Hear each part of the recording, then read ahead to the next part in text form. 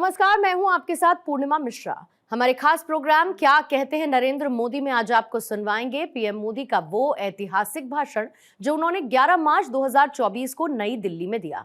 अपने भाषण में प्रधानमंत्री ने कहा कि कोई भी देश हो, कोई भी समाज हो, वो नारी शक्ति की गरिमा बढ़ाते हुए, उनके लिए नए अवसर बनाते हुए ही आगे बढ़ सकता है। लेकिन दुर्भाग्य से देश में पहले जो सरकारें रहीं, उनके लिए आप सभी महिलाओं का जीवन, आपकी मुश्किलें कभी प्राथमिकताएं नहीं रही और आपको आपके नसीब पर छोड़ दिया गया। माताओं बहनों, कोई भी देश हो, कोई भी समाज हो, वो नारी शक्ति की गरिमा बढ़ाते हुए उनके लिए नए अवसर बनाते हुए ही आगे बढ़ सकता है। लेकिन दुर्भाग्य से देश में पहले जो सरकारें रही, उनके लिए आप सभी महिलाओं का जीवन, आपकी मुश्किलें कभी प्राथमिकताएं नहीं रही और आपको आपके नसीब पर छोड़ दिया। मेरा अनुभव यह है कि अगर हमारी माताओं बहनों को थोड़ा अगर अवसर मिल जाए, थोड़ा उनको सहारा मिल जाए, तो फिर उनको सहारे की जरूरत नहीं रहती है, वे खुद लोगों का सहारा बन जाती है। और ये मैंने तब ज्यादा महसूस किया जब लाल किले से मैंने महिला सशक्तिकरण के बारे में बात करनी शुरू की। मैं पहला प्रधानमंत्री हूं जिसने लाल किले से हमारी माताओं बहनों को शौचालय ना होने के विषय में जो मुश्किलें होती हैं, उस पीड़ा को मैंने व्यक्त किया था कि कैसे गांव की बहनें कैसी जिंदगी जीती हैं। मैं पहला प्रधानमंत्री हूं जिसने लाल किले से सैनिटरी पैड्स का विषय उठाया था। मैं पहला प्रधानमंत्री हूं जिसने लाल किले से कहा कि रसोई में लकड़ी पर खाना बनाती हमारी माताएं बहनें 400 सिगरेट का जितना धुआं होता है ना, वो हर रोज बर्दाश्त करती, अपने शहरी में ले जाती है। मैं पहला प्रधानमंत्री हूं जिसने घर में नल से जल न आने पर आप सभी महिलाओं को होने वाली परेशानी का जिक्र किया। इसके लिए जल जीवन मिशन का ऐलान किया। मैं पहला प्रधानमंत्री हूं जिसने लाल किले से हर महिला के पास बैंक खाते होने की जरूरत पर बात कही। मैं पहला प्रधानमंत्री हूं जिसने लाल किले से आप महिलाओं के खिलाफ बोले जाने वाले अपमानजनक शब्दों का विषय उठाया। मैं पहला प्रधानमंत्री हूं जिसने कहा कि बेटी तो अगर देर से घर आती है शाम को, तो माँ बाप भाई सब पूछते कहां गई थी, क्यों देर हो गई। लेकिन ये दुर्भाग्य है कि कोई माँ बाप अपने बेटा देर से आता है तो पूछता नहीं कि बेटा कहां गया था। क्यों? बेटे को भी तो पूछो। और ये बात मैंने लाल किले से उठाई थी और मैं आज देश की हर महिला, हर बहन, हर बेटी को ये बताना चाहता हूं, जब जब मैंने लाल किले से आपके सशक्तिकरण की बात की, दुर्भाग्य से कांग्रेस जैसे देश के राजनीतिक दल, उन्होंने मेरा मजाक उड़ाया, मेरा अपमान किया। साथियों, मोदी की संवेदनाएं और मोदी की योजनाएं ये जमीन से जुड़े जीवन के अनुभवों से निकली है।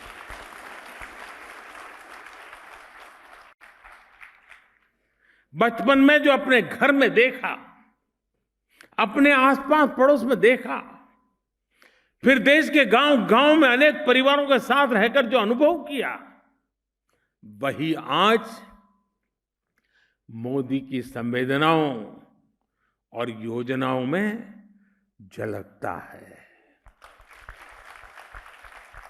इसलिए ये योजनाएं मेरी माताओं, बहनों, बेटियों के जीवन को आसान बनाती है, उनकी मुश्किलें कम करती है।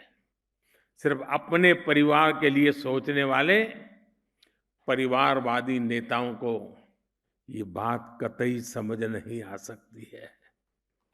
देश की करोड़ों को मुश्किलों से माताओं, बहनों को मुक्ति दिलाने का सोच ये हमारी सरकार की अनेक योजनाओं का आधार रही है। मेरी माताओं, बहनों, पहले की सरकारों ने एक दो योजनाएं शुरू करने को ही महिला सशक्तिकरण का नाम दे दिया था। मोदी ने इस राजनीतिक सोच को ही बदल दिया। 2014 में सरकार में आने के बाद मैंने आप महिलाओं के जीवन चक्र के हर पड़ाव के लिए योजनाएं बनाई, उन्हें सफलतापूर्वक लागू किया। आज पहली सांस से लेकर आखिरी सांस तक मोदी कोई न कोई योजना लेकर के भारत की बहन बेटियों की सेवा में हाजिर हो जाता है। गर्भ में बेटी की हत्या ना हो, इसके लिए हमने बेटी बचाओ बेटी पढ़ाओ अभियान शुरू किया। गर्भ की अवस्था में मां को सही पोषण मिले, इसके लिए हर गर्भवती को 6,000 रुपए की आर्थिक मदद दी। जन्म के बाद बेटी को पढ़ाई में मुश्किल ना हो, इसके लिए ज्यादा से ज्यादा ब्याज देने वाली सुकन्या समृद्धि योजना शुरू की।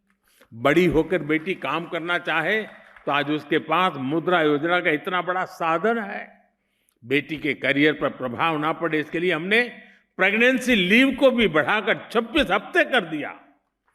5 लाख रुपए तक का मुफ्त इलाज देने वाली आयुष्मान योजना हो, 80% डिस्काउंट पर सस्ती दवा देने वाली जन औषधि केंद्र हो, इन सब का सबसे ज्यादा लाभ आप माताओं, बहनों, बेटियों को ही तो हो रहा है। माताओं, बहनों, मोदी समस्याओं को टालता नहीं, मोदी समस्याओं से टकराता है, उनके स्थायी समाधान के लिए काम करता है। मैं जानता हूं कि भारत में महिलाओं को सशक्त करने के लिए हमें उनकी आर्थिक भागीदारी बढ़ानी होगी। इसलिए हमने अपनी सरकार के हर निर्णय में, हर योजना में इस पहलू का ध्यान रखा। मैं आप माताओं बहनों का एक उदाहरण देता हूं। आप भी जानती हैं कि हमारे यहां संपत्ति होती थी तो पुरुष के नाम पर होती थी। कोई जमीन खरीदता था तो पुरुष के नाम पर, कोई दुकान खरीदी जाती थी तो पुरुष के नाम पर, स्कूटर भी खरीदेगा पुरुष के नाम पर, गाड़ी खरीदेगा पुरुष के नाम पर, ट्रैक्टर खरीदेगा पुरुष के नाम पर। घर की महिला के नाम पर कुछ भी नहीं होता था। इसलिए हमने पीएम आवास के तहत मिलने वाले घर महिलाओं के नाम रजिस्टर किए। आपने तो खुद देखा है कि पहले नई गाड़ी आती थी, ट्रैक्टर आता था तो ज्यादातर पुरुष ही चलाते थे। लोग सोचते थे कोई बिटिया इसे कैसे चला पाएगी। घर में कोई नया उपकरण आता था, नया टीवी आता था, नया फोन आता था तो पुरुष ही खुद को उसके स्वाभाविक जानकार मानते थे। उन परिस्थितियों से, उस पुरानी सोच से अब हमारा समाज आगे निकल रहा है और आज का ये कार्यक्रम इसका एक उदाहरण बना है कि भारत की कृषि को नई दिशा देने वाली ड्रोन टेक्नोलॉजी की पहली पायलट ये मेरी बेटियां हैं, मेरी बहनें हैं। हमारी बहनें देश को सिखाएगी कि ड्रोन से आधुनिक खेती कैसे होती है। ड्रोन पायलट, नमो ड्रोन दीदियों का कौशल अभी मैं मैदान में जाकर के देख के आया हूं। मेरा विश्वास है, और मैं जी कुछ दिन पहले मन की बात में ऐसे ही एक ड्रोन दीदी से बात करने का मौका मिला था। उसने कहा मैं एक दिन में इतने खेत में काम करती हूं एक दिन में इतने खेत में मेरी इतनी कमाई होती है, और बोले मेरा इतना विश्वास बढ़ गया है और गांव में मेरा इतना सम्मान बढ़ गया है, गांव में मेरी पहचान बदल गई है। जिसको साइकिल चलाना भी नहीं आता है उसको गांव वाले पायलट कह करके बुलाते हैं। मेरा विश्वास है देश की नारी शक्ति 21वीं सदी के भारत की तकनीकी क्रांति का नेतृत्व दे सकती है।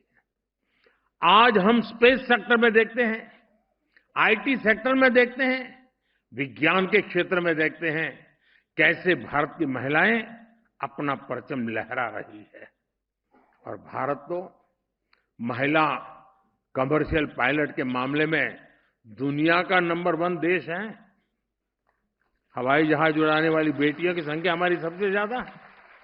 आसमान में कमर्शियल फ्लाइट हो या खेती किसानी में ड्रोन्स, भारत की बेटियां कहीं भी किसी से भी पीछे नहीं है।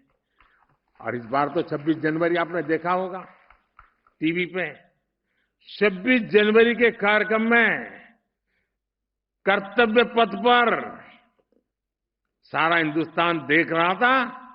नारी नारी नारी नारी का ही ताकत का जलवा था वहां पर।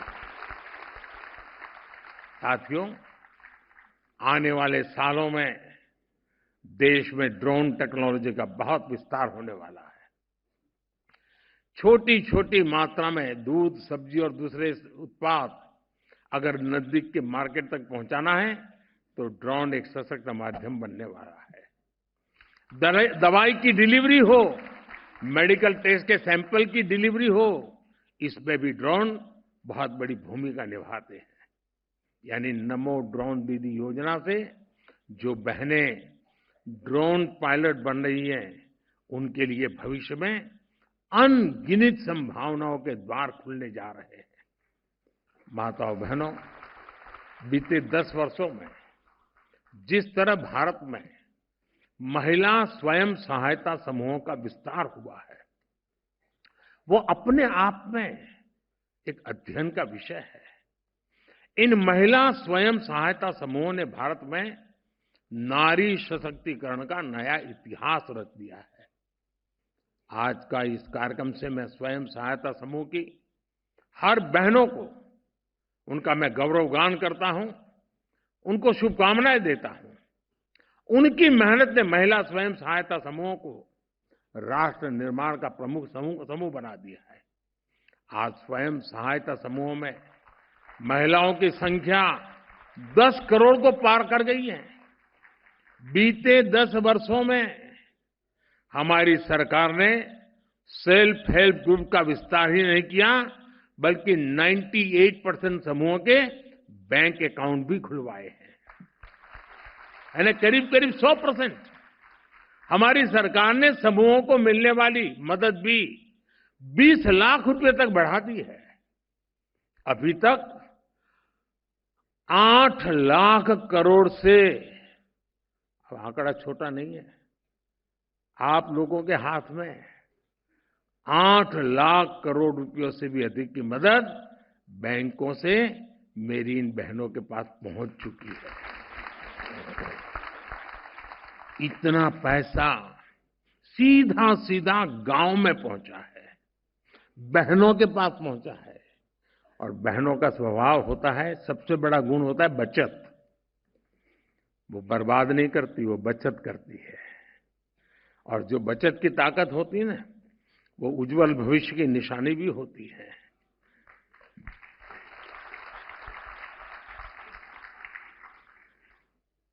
और मैं जब भी इन दीदियों से बात करता हूं तो ऐसी ऐसी नई नई चीजें बताती है, वो उनका आत्मविश्वास बताता है। यानी सामान्य मानवी कल्पना नहीं कर सकता है